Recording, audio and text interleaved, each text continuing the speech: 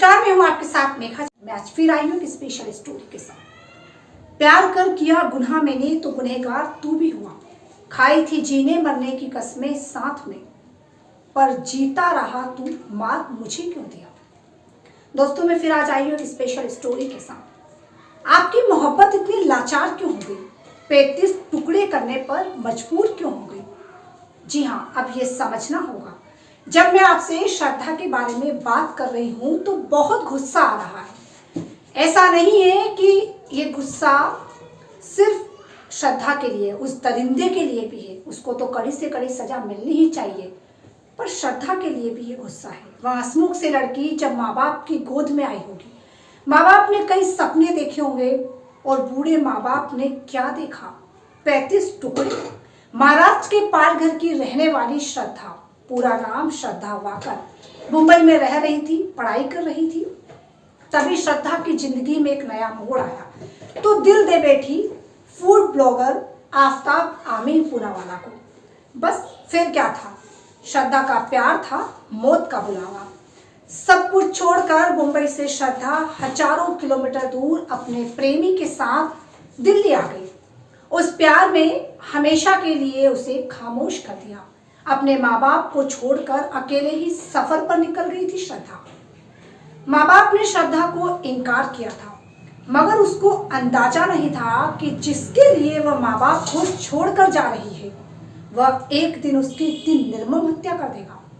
दोनों के परिवार ने कभी सहमति नहीं जताई, मगर यह जोड़ी साथ चलना चाहती थी, नई दुनिया बसाना चाहती थी। जब परिवार ने रिश्ता नहीं कबूला तो दोनों ने अपना एक दुनिया बसाने की ठान ली। श्रद्धा और आफ्ताब दिल्ली में छतरपुर इलाके में किराए के अपार्टमेंट में रहने लगे। श्रद्धा के दिलो दिमाग पर आफ्ताब के प्यार का जादू छा गया था, और वह जादू सिर चढ़ने लगा। 2019 में प्यार की शुरुआत हुई। माँ बाप को यह कभी मंजूर ही नहीं था। श्रद्धा ने सबसे रिश्ते खत्म कर दिए। पिता से रिश्ता तोड़ने वाली श्रद्धा ने आखिरकार आफ्ताब से शादी करने का निर्णय ले लिया। पिता ने फिर यही सोचा कि ठीक है, बेटी खुश रहे जहां भी रहे। फिर मां की कोरोना वायरस में मौत हो गई। बेटी श्रद्धा अपने पिता से मिलने आई और बताया कि आफ्ताब उसे मारता पीटता है। तब भी पिता ने कहा कि तुम यहीं रहो। तब किसी तरह आफ्ताब आया और उसे मना कर ले गया, पर वो यह कहाँ जानती थी कि वह इस तरह मौत के घाट उतरेगी। वह पिता यह कहाँ जानता था कि कांधा तक नहीं दे पाएगा। माँ बाप के बिना अकेली संसार बसाने वाली श्रद्धा के प्यार ने उसके 35 टुकड़े कर दिए। मजबूत रिश्तों की डोर कच्ची नहीं होती, सपनों की बातें कभी सच्ची नहीं होती। ख्याल रखा करो बड़े बुजुर्गों का, बिना माँ बाप के किस्मत अच्छी नहीं होती। जी हाँ दोस्तों, ये जो आखिरकार वह खौफनाक मंजर आया 18 मई को। 18 मई की उस रात उस दरिंदे ने गुस्से में श्रद्धा के 35 टुकड़े कर दिए। पूरा देश हिल गया, हाथ पैर सुनकर कांपने लगे, पर खूंखार दरिंदे को दया तक नहीं आई। बेरहमी से मौत के घाट उतारने के बाद भी उसके दिल को चैन नहीं आया। 35 टुकड़े को अपने घर में फ्रिज में रख दिया।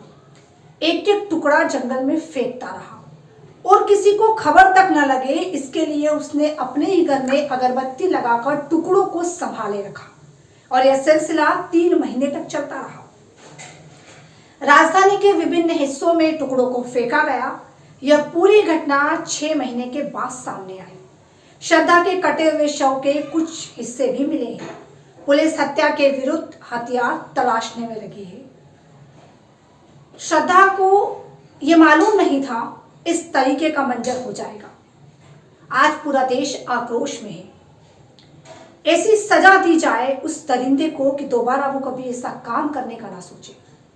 श्रद्धा की गलती यह थी कि उसने एक ऐसे इंसान से प्यार किया जो छलावा था, मगर आफ्ताब ने तो सारी सीमाएं लांघ दी। इसलिए यह सीख तो लेनी ही चाहिए कि प्यार अगर अपनी सीमाएं लांघने लगे तो सतर्क हो जाओ और दूर हो जाओ, ताकि आप भी ऐसी निर्मम हत्याओं से बच सको।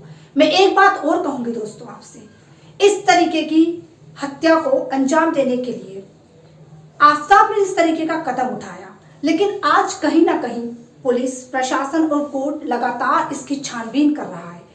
लगातार हर दिन ये खबरें आ रही है कि किस तरीके से श्रद्धा के टुकड़ों को उसने फेंका। पुलिस लगातार अपना कार्य कर रही है, लेकिन फिर भी पूरे देश में एक आक्रोश है और लोगों का कहना भी है उस आफताब को हमारे हवाले कर दीजिए, उसको जान से मार देंगे। लेकिन कहीं ना कहीं ये निर्णय सही नहीं होगा, इसलिए कोर्ट भी सोच समझकर इस पे फैसला लेगा और अपनी सहमति देगा। लेकिन एक बात तो है, प्यार भी अगर किया जाए तो देखकर सोच समझकर किया जाए, माँ बाप से पूछा जाए, माँ बाप को बताया जाए। श्रद्धा की गलती सिर्फ यही थी, बिना माँ बाप की इजाजत के वहां चली गई जहां उसको जाना नहीं था। बूढ़ी माँ इंतजार करती रही और मौत तक पहुंच गई, लेकिन श्रद्धा वापस लौटकर नहीं आई। तो क्या 35 टुकड़े। बाप ने क्या मंजर देखा, वह खौफनाक मंजर बाप ने देखा। वो बाप कितना वैसा महसूस कर रहा होगा, आप सोच के देखिए एक बार कि उस बाप को उस बेटी का कंधा भी नसीब नहीं हुआ। नसीब हुए तो 35 टुकड़े, और वह भी नहीं मिले। आज वो बाप से जब बयान लिया गया तो बाप का कहना था, मैंने अपनी बेटी को खोया है, मैं क्या कहूँ। आज समाज के उन तमाम युवाओं से मैं एक बात कहना चाहूँगी, अपने माँ बाप की इज्जत करें। मैं ये नहीं कहती कि प्यार ना करें, और मैं ये भी नहीं कहती कि हर प्यार बुरा होता है, हर लड़की बुरी होती है, हर लड़का बुरा होता है, हर समाज बुरा होता है। लेकिन एक बात मैं कहूँगी, उस समाज के हिस्सेदारों को भी ये जानना होगा, समझना होगा, उन माँ बाप को भी ये समझना होगा कि किस तरीके से आपकी बेटी अगर आपसे बात छुपाए बिना कहीं और जा रही है तो आप उसके दोस्त बन जाइए, आप उससे साझेदारी करिए, आप उसकी बातें सुनिए और आप उसको बताइए कि सही क्या है और गलत क्या है। लोग अलग अलग बातें कर रहे हैं, पॉलिटिकल मुद्दा अलग चल रहा है, लोगों ने इसको लव जिहाद का नाम दे दिया। मैं फिर उन तमाम समाज के चाटुकारों से पूछना चाहती हूँ, किस तरीके से आप इसको लव जिहाद कह रहे हैं। लड़की मर्जी से गई थी, लड़का और लड़की मर्जी से शादी करना चाहते थे। हाँ, आफताब ने गलत किया है, मैं इसका समर्थन कभी नहीं करूंगी। कहीं ना कहीं समाज के चाटुकारों को, कहीं ना कहीं प्रशासन शासन को ये समझना होगा कि जिस तरीके से इन दरिंदों को खुली हवाओं में खुले घूमने की आजादी मिल रही है, किस तरीके से ये खौफनाक मंजर को अंजाम दे रहे हैं।